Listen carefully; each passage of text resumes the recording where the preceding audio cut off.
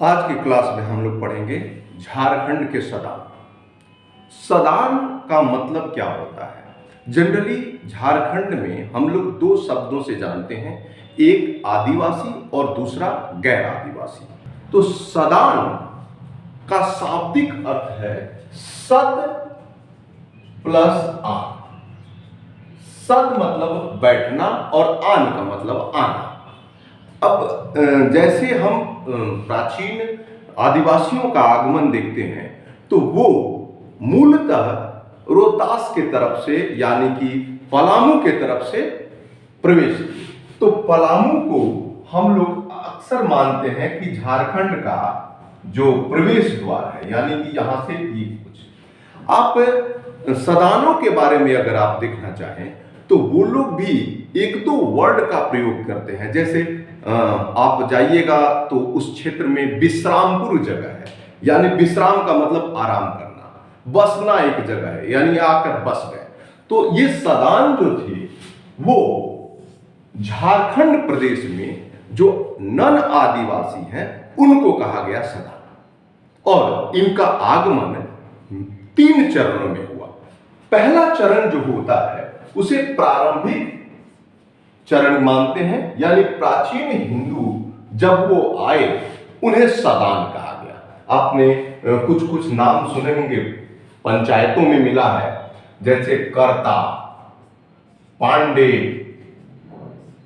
लाल और मुगल काल में दीवान देखा देखी। तो ये जो इनके पंचायती व्यवस्था में है, ये कौन थे? तो ये निश्चित रूप से सदान थे। सदान दूसरा चरण जो आया वो जैन बौद्ध धर्मावलंबियों के साथ जैन धर्म प्रचार करने में। और आपको ये जानकारी होनी चाहिए कि जैन धर्म का प्रचार पलामू में, मानभूम में, सिंहभूम में, यानी संपूर्ण झारखंड में जैन धर्म का और बौद्ध धर्म का मिला है। मुस्लिम काल में जब इस क्षेत्र का विकास हुआ, मुस्लिम में तो दिल्ली सल्तनत हो गया मुगल काल में, तो उनके साथ भी आक्रमणकारी के साथ जो लोग आए वह भी सदान की कैटेगरी में शामिल हो गए। अंग्रेजी पीरियड में भी अंग्रेजों ने यहाँ पे कर वसूलने के लिए सिखों को, मुस्लिमों को लाया।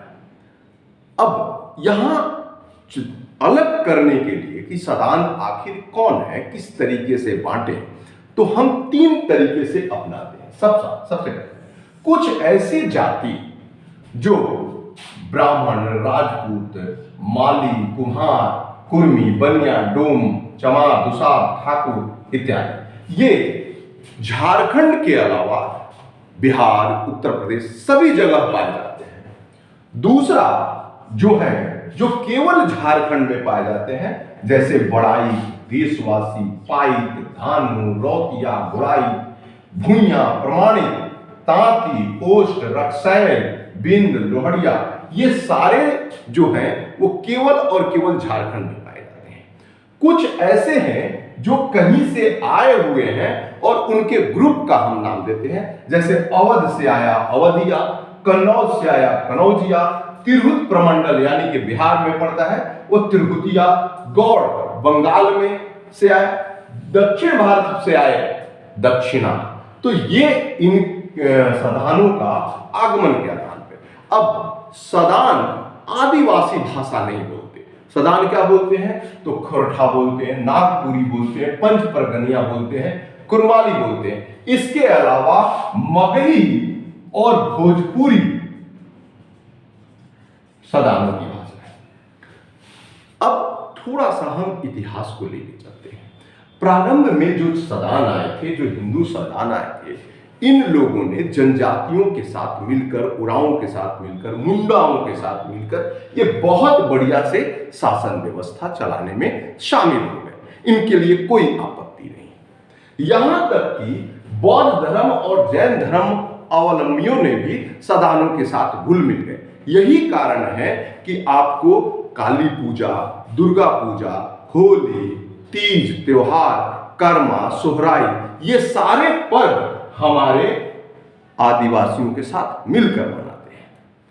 अब मुस्लिम काल जब हुआ तो मुस्लिम काल में रेवेन्यू कलेक्ट करने के लिए यहां पे बनाए गए अधिकारियों द्वारा उनको शोषण किया गया, तब थोड़े बहुत उनको बाहरियों से अंतर रहा। अब उन्होंने एक शब्द बाहरियों के लिए यूज किया, डीकू। अब डीकू का अर्थ अलग अलग पुस्तकों में अलग अलग लगाया जाता है। जनरली डकैत या बाहरी लोगों के लिए लगाया जाता है। सबसे बड़ा अंतर यह आया जब अंग्रेजी काल आया, तो अंग्रेजों ने मुस्लिमों और सिखों का इंट्रोड्यूस किया, क्योंकि यहाँ पे जमींदारी व्यवस्था, जमींदारी नीलामी होने लगी, तो उस समय उनको बुलाया गया। और इन मुस्लिम और सिख जमींदारों ने बहुत ही ज्यादा शोषण प्रवृत्तियां अपनाई। अब शोषण प्रवृत्तियां इतनी बदल गई कि कोल विद्रोह के काल में पहली बार अंग्रेजों ने इन सभी को, जो कि पहले सदाएं पूरी तरह से आदिवासियों से घुले मिले थे, इन सबको डीकू में शामिल करने में कामयाब हो गए। और उसी समय से सारे के सारे लोगों को सदानियों में डाल दिया गया। अब डीकू और सदान में अंतर है। डीकू का मतलब डकैत, यानी ये हमारे हित कर नहीं होंगे। बिरसा मुंडा के काल आते आते, बिरसा आंदोलन के समय मुगल, पठान, सिख, किरानी, वकील, बाबू, ये सारे डीकू हो गए।